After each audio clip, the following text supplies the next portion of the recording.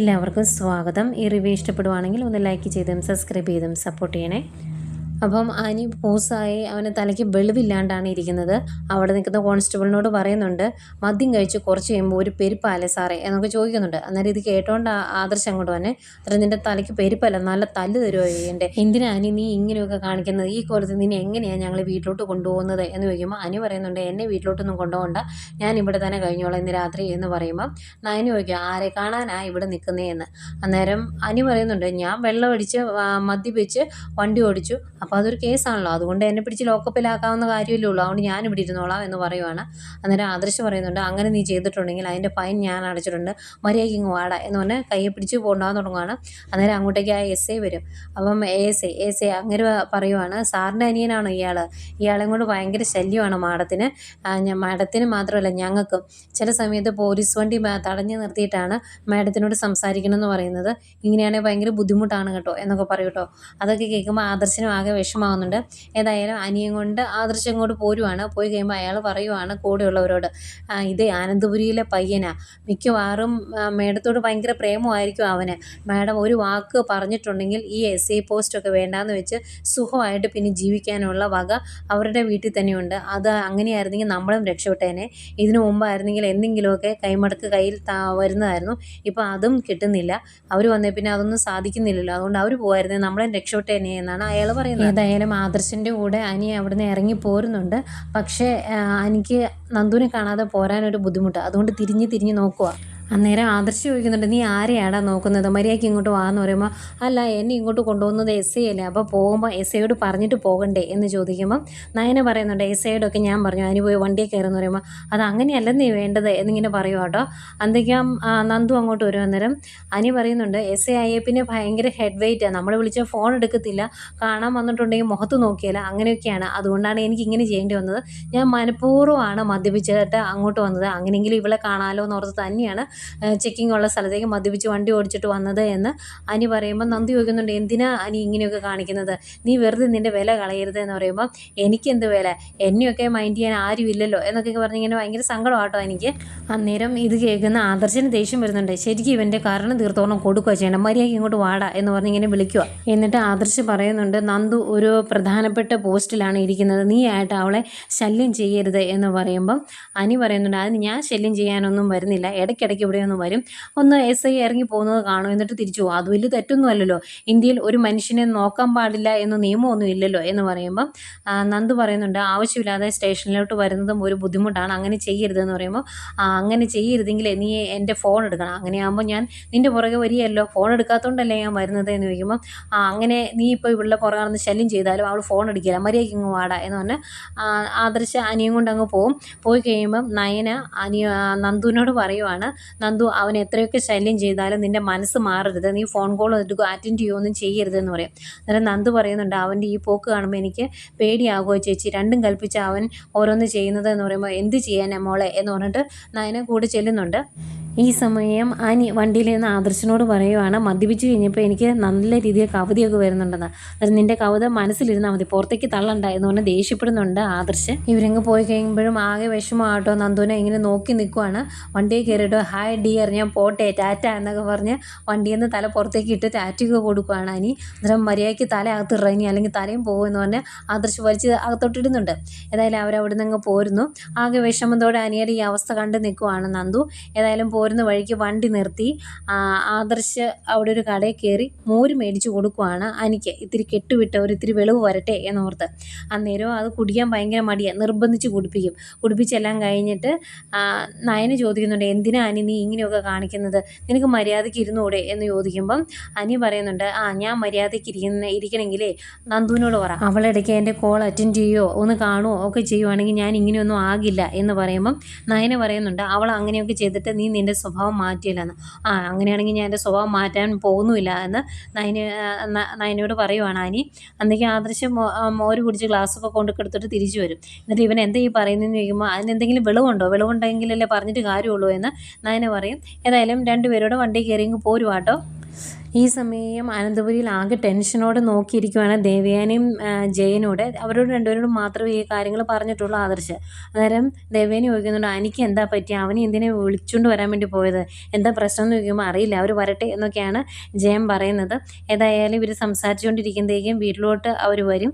വണ്ടിയിൽ നിന്ന് ഇറങ്ങാൻ മടിയാട്ടോ എനിക്ക്, ഞാൻ ഈ കോലത്തിൽ അങ്ങോട്ട് കയറി വരുന്നില്ല, ഞാൻ ഈ വണ്ടിയിൽ തന്നെ ഇരുന്ന് ഉറങ്ങിക്കോളാം എന്ന് പറയുമ്പം നയന പറയുന്നുണ്ട്, അങ്ങനെ വണ്ടിയിലിരുന്ന് ഉറങ്ങണ്ട അനി, ഈ കോലത്തിൽ കാണേണ്ടവരൊക്കെ അനിയെ കണ്ടോട്ടെ എന്നാണ് നയന പറയുന്നത്. അങ്ങനെ അവർ വണ്ടിയിൽ നിന്ന് ഇറങ്ങുന്നു. വണ്ടിയിൽ നിന്ന് ഇറങ്ങി ഫ്രണ്ടിലോട്ട് വരുന്നത് ഹാളിൽ ദേവയാനിയും ജയനോട് നിൽക്കുന്ന കാണും. അന്നേരം അയ്യോ വെല്ലുമേ വെളിച്ചൻ അവിടെ നിൽപ്പുണ്ട്, ഞാനിപ്പോൾ അങ്ങോട്ട് വരുന്നില്ല എന്ന് പറയുമ്പോൾ, ഞാൻ അവരോട് അവിടെ നിൽക്കണം എന്ന് പറഞ്ഞത്, നീ വരുന്ന സമയത്ത് അവൾ മര്യാദയ്ക്ക് കയറി വാടാ എന്ന് പറഞ്ഞ് വിളിച്ചകത്തേക്ക് കയറ്റിക്കൊണ്ട് ഇല്ലുവാണേ. അവിടെ ചെന്ന് അനി ഇങ്ങനെ ആടിയാണല്ലോ നിൽക്കുന്നത്. അത് കാണുമ്പം ദേവേനി ചോദിക്കും, എന്താടാ പറ്റി, അവൻ എന്തെങ്കിലും ക്ഷീണമുണ്ടോ, അവൻ എന്തെങ്കിലും അവശതയുണ്ടോ, എന്താ പറ്റിയത് എന്നൊക്കെ ചോദിക്കുമ്പോൾ, അവന് നല്ല അവശതയാണ്, അതുകൊണ്ടാണ് പോലീസ് സ്റ്റേഷനിൽ കയറേണ്ടി വന്നത് എന്ന് പറയും. അന്നേരം നയന പറയുന്നുണ്ട്, ഇടയ്ക്ക് ക്ഷീണം കൂടുതലായതുകൊണ്ട് മോരൊക്കെ മേടിച്ച് കൊടുത്തിട്ടാണ് കൊണ്ടുവന്നതെന്ന്. അന്നേരം ഇത് കാണുന്ന ജയൻ ചോദിക്കും, ഇവൻ മദ്യപിച്ചിട്ടുണ്ടോ എന്ന്.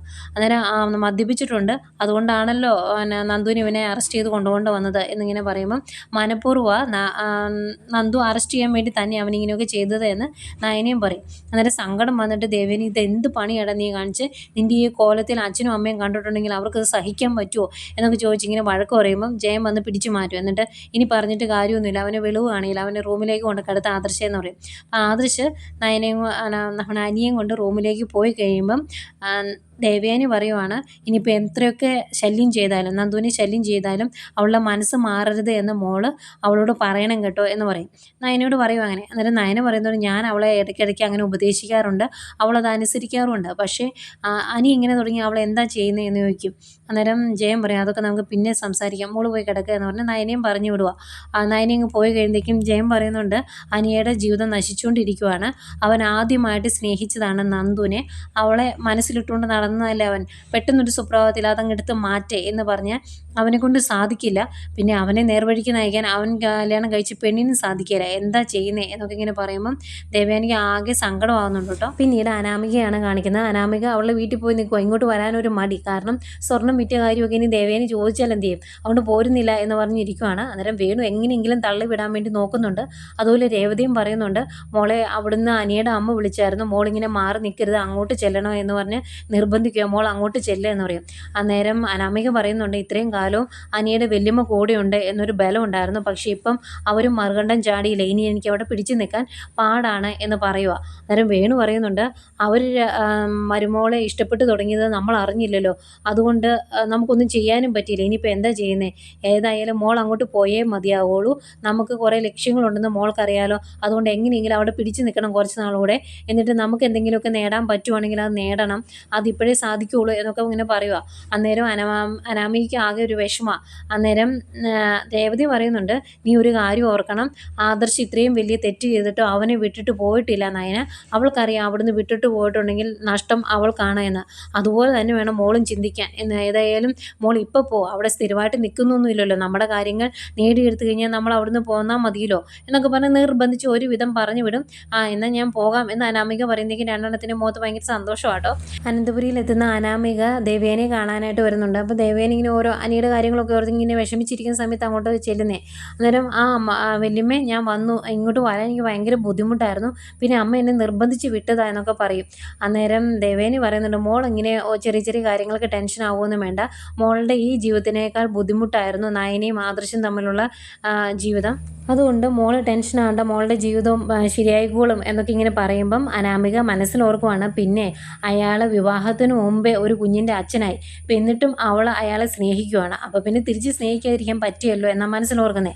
എന്തെങ്കിലും ദേവേനെ, മോള് വരുവാണ്, മോളോട് ഒരു കാര്യം ചോദിക്കണം എന്ന് ഓർത്തിരിക്കുമായിരുന്നു ഞാൻ, അന്നേ ടൗണിൽ കണ്ണായി സ്ഥലത്ത് ഒരു 12 സെൻറ്റ് സ്ഥലം കാണിച്ചു തന്നില്ലായിരുന്നു മോളുടെ അച്ഛൻ, ആ സ്ഥലത്ത് മോൾക്കും എനിക്കും കൂടി നല്ലൊരു വീടും പണിത് തരാമെന്ന് പറഞ്ഞായിരുന്നു, അതിൻ്റെ കാര്യം എന്തായി എന്ന് വയ്ക്കുമ്പോൾ, അയ്യോ അവിടെ ഒന്നും ഇപ്പോൾ കൺസ്ട്രക്ഷൻ നടക്കുന്നില്ല, ഞാനും അനിയും തമ്മിൽ ഇപ്പം വലിയ സ്വരച്ചേർച്ചയിലല്ലാത്തതുകൊണ്ട് പിന്നെ വീട് പണിയാമെന്ന് അച്ഛൻ പറഞ്ഞു എന്ന് പറയും. അന്നേരം ദേവേനെ ദേവേനി പറയുന്നുണ്ട്, അവിടെ അങ്ങനെ ഒരു വീട് പണിയാൻ നിങ്ങൾക്ക് എന്തെങ്കിലും ഉദ്ദേശം ഉണ്ടെങ്കിൽ ഞങ്ങൾ സാമ്പത്തിക സഹായം ചെയ്യാം, അതുകൊണ്ട് ചോദിച്ചതാ എന്നിങ്ങനെ പറയുമ്പോൾ അനാമിക പറയുന്നുണ്ട്, അതെ ഞാനും അനിയും തമ്മിൽ ഒരു നല്ല ജീവിതം തുടങ്ങാത്തതുകൊണ്ട് അവിടെ ഇപ്പം വീടൊന്നും പണിയുന്നില്ല എന്ന് അച്ഛൻ പറഞ്ഞു എന്ന് പറയും. അന്നേരം ദേവേനി ചോദിക്കുന്നുണ്ട്, അങ്ങനെ ഒരു തീരുമാനം എടുത്തെങ്കിൽ പിന്നെ എന്തിനാണ് ആ സ്വർണം വിറ്റ് അവിടെ സ്ഥലം മേടിച്ചത്, അതിൻ്റെ ആവശ്യമില്ലായിരുന്നല്ലോ എന്നിങ്ങനെ പറയുക. അന്നേരം ആ സ്ഥലം മേടിച്ചത് എൻ്റെ പേരിൽ തന്നെയല്ലേ, അതുകൊണ്ട് കുഴപ്പമില്ലല്ലോ എന്നിങ്ങനെ പറയുമ്പോൾ ഏതായാലും എനിക്ക് ആ സ്ഥലം അന്നേ ഭയങ്കരമായിട്ട് ഇഷ്ടപ്പെട്ടായിരുന്നു, അതുകൊണ്ട് എനിക്ക് ആ സ്ഥലം ഒന്നുകൂടി ഒന്ന് കാണണം, മോൾ അച്ഛനോടൊന്ന് പറ എന്ന് പറയും. അന്നേരം കുറേ ഉരുണ്ട് കളിക്കൂട്ടോ അനാമിക. ലാസ്റ്റ് നിവൃത്തിയില്ലാതാകുമ്പോൾ ഞാൻ അച്ഛനോട് പറയാം എന്ന് പറഞ്ഞാൽ അവിടെ നിന്ന് പോരുക. അത് കഴിഞ്ഞ് അന്നേരെ രേവതി വിളിക്കുകയെ. എന്നിട്ട് രേവതി ഫോൺ എടുത്തിട്ട് ഞാൻ മോളെ വിളിക്കാൻ തുടങ്ങുമായിരുന്നു എന്ന് പറയുമ്പോൾ എന്തിനാ ഇങ്ങോട്ട് വിളിക്കുന്നത്, ഇവിടെ മൊത്തം കുളമായി കിടക്കുക, ഇങ്ങനെ എല്ലാ കാര്യങ്ങളും കുളവാക്കുന്ന അമ്മയുടെ ഭർത്താവ് അവിടെ ഉണ്ടോ എന്ന് ചോദിക്കും. അന്നേരം ഉണ്ട് എന്ന് പറഞ്ഞ് വേണുവിൻ്റെ കൈ കൊടുക്കും. കൊടുത്തു കഴിയുമ്പോൾ അനാമിക വേണുവിനോട് പറയുവാണ്, അച്ഛൻ ആ സ്ഥലത്തിൻ്റെ കാര്യം ചോദിച്ചു വല്യമ്മ, സ്വർണം വിറ്റിട്ട് സ്ഥലം മേടിച്ചു എന്നല്ല അച്ഛൻ പറഞ്ഞത്, അന്നേരം ആ സ്ഥലം കാണണം എന്ന് അവർ പറയുക എന്ന് പറയുമ്പം വേണു അനാമികയോട് തിരിച്ചു ചോദിക്കുന്നുണ്ട്, അവർ രണ്ടും കൽപ്പിച്ചാണല്ലോ മോളെ കള്ളത്തരം കണ്ടുപിടിച്ച് അടങ്ങുമോ എന്ന് ഓർത്ത് അവരിറങ്ങിയിട്ടുണ്ടെങ്കിൽ നമ്മൾ കുടുങ്ങുമല്ലോ എന്ന് പറയുക. അന്നേരം അനാമിക പറയുന്നുണ്ട്, അതൊക്കെ നേരാണ്, ഇവിടെ പിടിച്ചു നിൽക്കണമെങ്കിൽ ആ സ്ഥലം അവരെ കൊണ്ടേ ഒന്ന് കാണിച്ച് എന്തെങ്കിലും പറഞ്ഞ് വിശ്വസിപ്പിക്കണം, അല്ലാതെ ബുദ്ധിമുട്ടാ എന്ന് പറയുമ്പം എന്തൊക്കെ സംഭവിച്ചാലും മോൾ അവിടെ നിന്ന് ഇറങ്ങി പോന്നേക്കരുത്, അങ്ങനെ ഇറങ്ങി പോരേണ്ട കാര്യമൊന്നുമില്ല, ഏതായാലും ഞാൻ ഈ സ്ഥലം കാണിക്കാനുള്ള കാര്യങ്ങളൊക്കെ ചെയ്തോളാം, മോള് വിഷമിക്കൊന്നും വേണ്ട എന്നൊക്കെ പറഞ്ഞിട്ട് ഫോം വയ്ക്കുവാണ്. അന്നേരം ആകെ വിഷമത്തോടെ ഇതെല്ലാം കഴിഞ്ഞിട്ട് ഇങ്ങനെ ആകെ വിഷമത്തോടെ നിൽക്കുവാണ് അനാമിക, ഇനി എന്ത് ചെയ്യുന്നോർത്ത്. അത്രയും കാണിച്ചുകൊണ്ടാണ് ഇന്നത്തെ എപ്പിസോഡ് അവസാനിക്കുന്നത്.